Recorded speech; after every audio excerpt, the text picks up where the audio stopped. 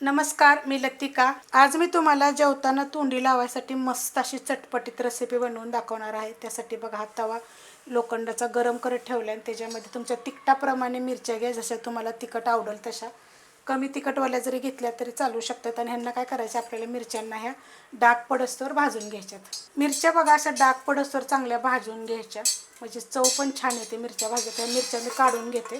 त्याच तव्यामध्ये बघा एक गड्डी लसूण घेतलेला आहे, तो पण असा भाजून घ्यायचा। मिरच्यावर जरी भाजला तरी पण चालू शकतं। लसूण बघा मस्त असा भाजला घेतलेला आहे, तो पण मी काढून घेते। लसूण काढून घेतलेला आहे। त्याच तव्यामध्ये मी थोडंसं तेल घातलेलं आहे, त्याच्यामध्ये छोटा एक चमचा फक्त जिरं घालायचं। जिरं फुटलं की त्याच्या मिडियम आकाराचे 2 कांदे घेतलेले आहे। ह्याच्यामध्ये काय आहे माहिती आहे का, कांद्याचं प्रमाण थोडंसं तुम्ही जास्त घेतलं तरी पण चालू शकतं।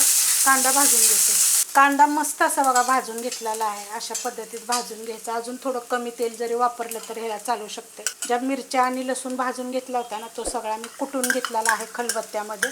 कुटून घ्यायचं, जास्त बारीक करायचं नाही, आबडधोबड झाला पाहिजे अशा पद्धतीमध्ये। हा 1 मिनिट फक्त परतून घ्यायचा। लसूण आणि मिरची कुटलेली टाकल्यानंतर बघा मी 1च मिनिट फक्त परतून घेतलेला आहे मीडियम गॅसवर। त्यात टाकायचं चवीप्रमाणे मीठ आणि मिक्स करून घेतले।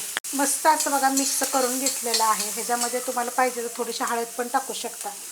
अर्धी वाटी शेंगदाणे घेतलेले आहेत, एक म्हणजे मुठभर शेंगदाणे चांगले ह्याच तव्यामध्ये भाजून मोठे मोठे कुटलेले आहेत, बारीक नाही कुटायचे, मोठे मोठे कुटायचे। ह्याला हलवून घेते। शेंगदाणे टाकल्यानंतर मिक्स करून घेतलेला एक मोठ्या आकाराचा बटाटा होता, शिजवलेला आहे आणि साल काढून छोटे छोटे तुकडे केलेले। आता तुम्हाला ह्या बटाट्याचं सांगते। कच्चा बटाटा साल काढायची, एकदम बारीक कापायचं, तव्यामध्ये थोड्याशा तेलावर परतायचं, एक 2 ते 3 मिनटं मीठ टाकायचं आणि मग झाकून ठेवायचा, शिजवून घ्यायचा। त्याचं तर ह्याच्यापेक्षा चवीला छान लागेल, तसं पण करून बघितलं तर चालेल। हे चांगलं मिक्स करून घेते। मस्त असं बघा 2 ते 3 मिनटं मी परतून घेतलेलं आहे। आता ह्याच्यात अजून काही टाकायचं तुम्हाला ते पण सांगते। बटाट्याच्या पुडी जरा बारीकच करायच्या, मोठ्या मोठ्या असल्या तर परत असं परतत सुद्धा आपण बारीक करू शकतो। ह्याच्यामध्ये बारीक चिरून मेथी टाकायची।